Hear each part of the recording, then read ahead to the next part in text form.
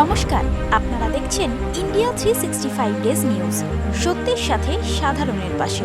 কি ব্যাপার, তখন আমি দেখা করতে পারিনি, সব তো আপনাদের অ্যাসেম্বলিতে বলে দিয়েছি। ঝাড়খণ্ড ঘুরে এলাম, কারণ হেমন্তজি আমাকে বারবার বলছিল ওদের সাথে আমাদের বাংলার বর্ডার একদম খুবই ভালোবাসে আমাদের, এবং পরিবারের সাথেও আমাদের রিলেশন দীর্ঘদিনে, কাজে বাংলার বন্ধু ওরা। ভালো হয়েছে, জাস্ট হেমন্ত একা ওট নিয়েছে, এটা আমরা করে এলাম। এই যা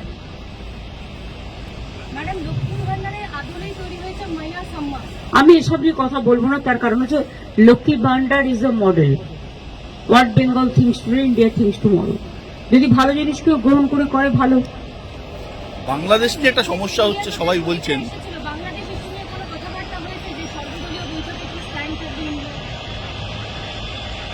মানে সর্বদলীয় বৈঠক কোথায় হয়েছে? প্লিজ আপনি অন্য পার্টির সম্বন্ধে আমাকে জিজ্ঞেস করবেন না। অন্য কেউ, আপনি কোন পেপারে, কোন চ্যানেলে? হ্যাঁ, সেই জন্যই আপনার কোয়েশ্চেনের ধরনটা এরকম। অন্য কেউ রিপ্লাই কোয়েশ্চেন করলে আমি তার রিপ্লাই দেবো। দেখুন, বাংলাদেশটা একটা অন্য দেশ, ভারতবর্ষটা একটা অন্য দেশ। একটা দেশ আর একটা দেশের সম্বন্ধে যদি কিছু করে, সেটা সেই দেশকে করতে হয়। আমরা দুঃখিত, আমরা মর্মাহত। অনেক মানুষ আগেও মারা গেছে, এখনো অত্যাচারিত হচ্ছে।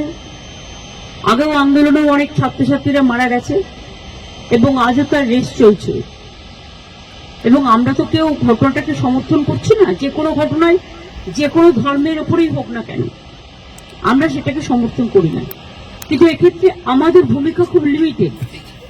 তার কারণ এটা হচ্ছে, যেহেতু আমরা আলাদা দেশ, বাংলাদেশ আলাদা দেশ, এটা ইন্ডিয়া গভর্নমেন্ট বাংলাদেশ গভর্নমেন্টের সাথে কথা বলতে পারে, বলে অ্যাকশন নিতে পারে। আমরা এটুকু বলতে পারি যে আমরা এক্সটার্নাল অ্যাফেয়ার্স পলিসির ব্যাপারে তৃণমূল কংগ্রেসের স্ট্যান্ড হচ্ছে যে যখনই গভর্নমেন্টে থাকুক না কেন, আমরা গভর্নমেন্টের স্ট্যান্ডটাকে সাপোর্ট করি। কাজেই আমাদের বক্তব্য খুব পরিষ্কার, কোনো ধর্মের ওপরেই, কোনো বর্ণের ওপরেই, কোনো জাতির ওপরেই কোনো অত্যাচারই আমরা মানি না। না হিন্দু, না মুসলমান, না শিখ, না খ্রিস্টান, আমরা সবাই এক। এটাই আমাদের প্রিন্সিপাল। সুতরাং বুঝলে, আমার কথা দিয়ে বুঝতে পারলেন, আমরা যেসব ঘটনা আজ নয় গত 1 বছর ধরে ঘটছে, প্রত্যেকটা ঘটনার জন্যই আমরা দুঃখিত। কিন্তু দুঃখিত হলেও আমরা যেহেতু একটা অন্য দেশের নাগরিক, এবং আমাদের স্টেট গভর্নমেন্ট আছে, কিন্তু সেন্ট্রাল গভর্নমেন্টও আছে, সুতরাং এটা জিওআই মানে government of India can take up the matter with the Bangladesh government. এটা বোথ দ্য কান্ট্রিজ